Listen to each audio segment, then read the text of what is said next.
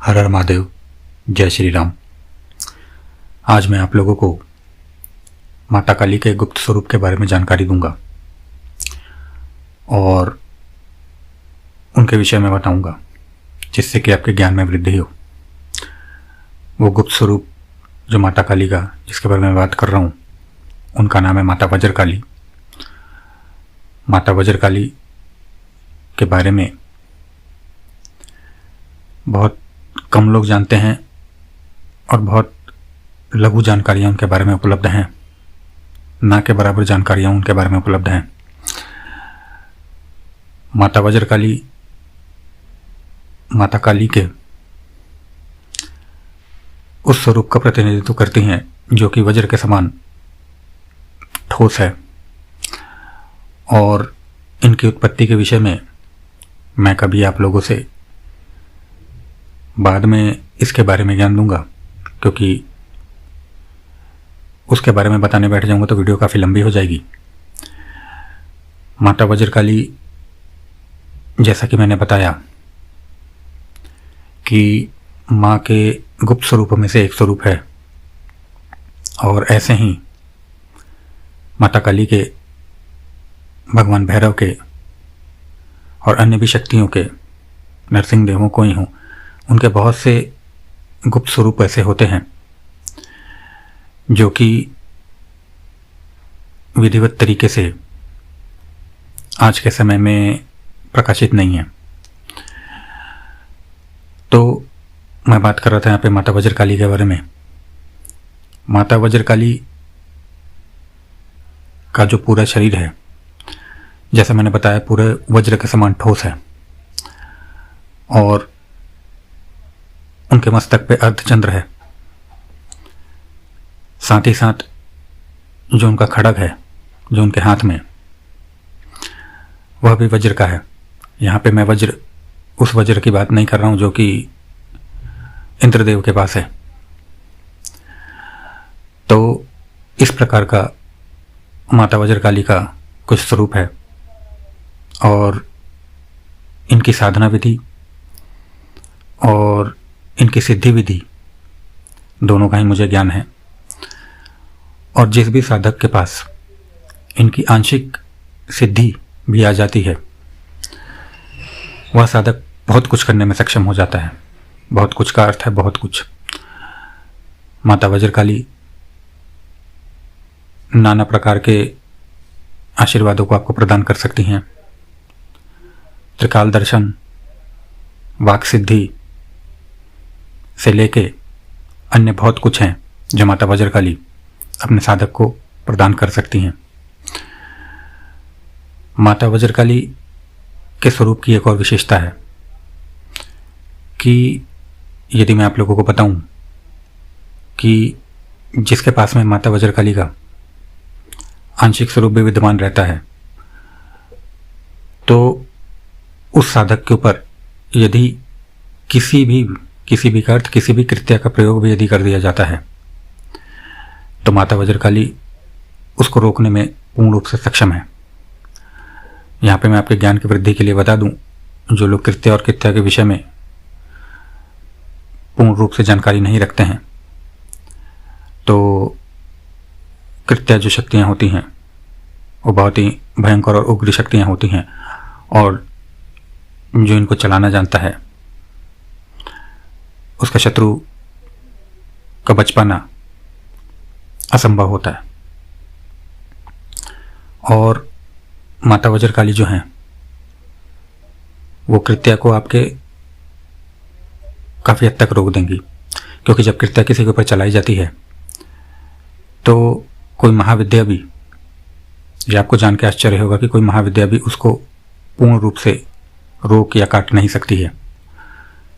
जिस प्रकार की कृत्या हो, उस प्रकार के कृत्यों को काटने के लिए उनका उपाय किया जाता है। परंतु वज्रकाली एक ऐसी शक्ति हैं कि जिनके द्वारा आप कृत्या को, मतलब उसके साधक का कृत्या वो अहित नहीं कर पाती जो कि करना चाहिए। रोकती महाविद्याएं भी हैं, परंतु उस स्तर पे नहीं। क्योंकि देखिए, मैं खुल के बताऊं तो, आपको साफ साफ बताऊं तो, प्रत्येक शक्ति का एक कार्य होता है, और प्रत्येक शक्ति की एक क्षमता होती है। प्रत्येक शक्ति की एक तीक्ष्णता होती है, इसीलिए अलग अलग शक्तियों का प्रादुर्भाव हुआ है। माता वज्रकाली को आप सात्विक रूप में नहीं पूज सकते, केवल उनका राजसिक और तामसिक इन दोनों पद्धतियों से ही उनका पूजन होता है। राजसिक में भी होता है और तामसिक में भी होता है। और यहाँ पे मैं आप लोगों को स्पष्ट कर दूं कि तामसिक का अर्थ ये नहीं है कि कोई मदिरा और इस प्रकार की बलि इत्यादि चढ़ाने लगे। ये तत्व की बातें होती हैं और तत्वों का जिन्हें ज्ञान है उनको इस प्रकार के कुकृत्य करने की आवश्यकता नहीं होती और ना ही पड़ती है, क्योंकि मैं आपको कई बार बता चुका हूँ कि भगवान भैरव, माता काली, इन सबको जो लोग भी इनके नाम पे जो भी इस प्रकार की चीज़ें करते हैं, बलि इत्यादि देते हैं और ये करते हैं, उनको माता तो ग्रहण नहीं करती। आपकी मन की संतुष्टि है, ठीक है। तो ये चीज़ें थीं, जैसा मैंने बताया, राजसिक और तामसिक रूप में, दोनों रूप में पूजा जा सकता है।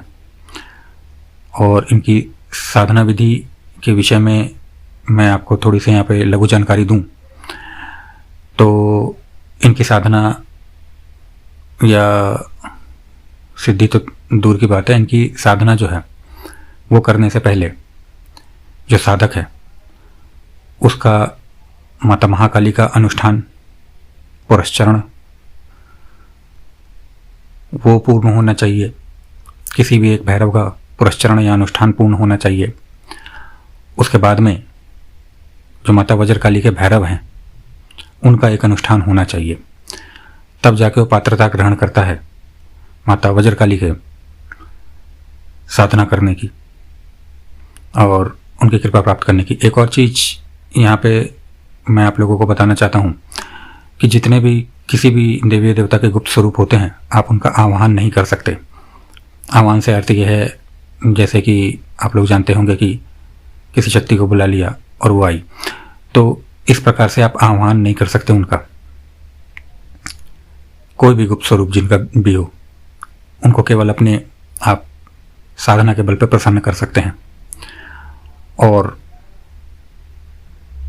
आपके जो गुरु हों जो आपको बताते हैं वे फिर आपका और आगे मार्गदर्शन करते हैं कि कैसे चलना चाहिए।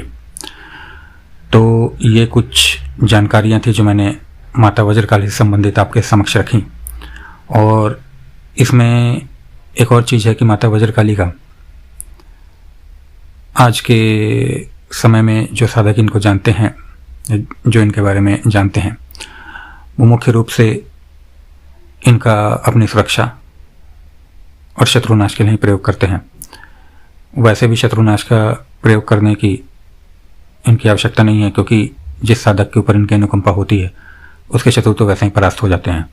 और मैं आप लोगों को यहाँ पे बताऊं कि जब कोई इनकी जो सिद्धि विधान है उसके तरफ अग्रसर होता है तो उसका जो शरीर है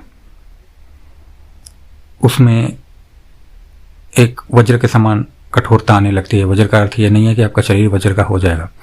जैसे कि जो लोग, कई लोगों ने कंकाल भैरव की साधना से आगे बढ़ते हुए किसी ने सिद्धि विधान करने का प्रयास किया हो आगे आंशिक रूप से भी, तो उनको पता होगा कि जब कंकाल भैरव की सिद्धि की तरफ बढ़ते हैं तो जो आपकी अस्थियां हैं वो पहले किस प्रकार की वज्र के समान पहले उनमें दर्द होता है, फिर कठोर होने लगती हैं, फिर उसके बाद में कैसा आपके अंदर तेज उत्पन्न होता है। तो माता वज्रकाली की जब इस प्रकार की जब सिद्धि की तरफ साधक अग्रसर होता है तो उसका जो एक शरीर है वो इस प्रकार का बन जाता है कि उसका वज्र के समान देह होने लगता है। वज्र से अर्थ मेरा ये है कि ये चीज़ नहीं है कि आपको कुछ चोट लगे तो आपका रक्त नहीं बहेगा और ये चीज़ नहीं होगा, परंतु फिर भी जो मैं समझाना चाहता हूँ आप समझ गए होंगे। अस्थियों से होते हुए आपकी मज्जा तक जो है एक वज्र की ऊर्जा का संचार होता है। और एक और विशेषता यह है कि जो माता वज्रकाली का जो सानिध्य प्राप्त कर लेता है उसे किसी कवच की आवश्यकता नहीं पड़ती, क्योंकि उनका कवच वो स्वयं है और जिसका कि भेदन एक तरीके से असंभव है, क्योंकि उनके विषय में लोगों को जानकारी ही नहीं है। तो ये कुछ सूक्ष्म लघु जानकारियां थी जो मैंने माता वज्रकाली से संबंधित आपके सामने रखी हैं, और आशा करता हूं आप लोगों को नया कुछ जानने को मिला होगा। इसी के साथ में हर हर महादेव, जय श्री राम।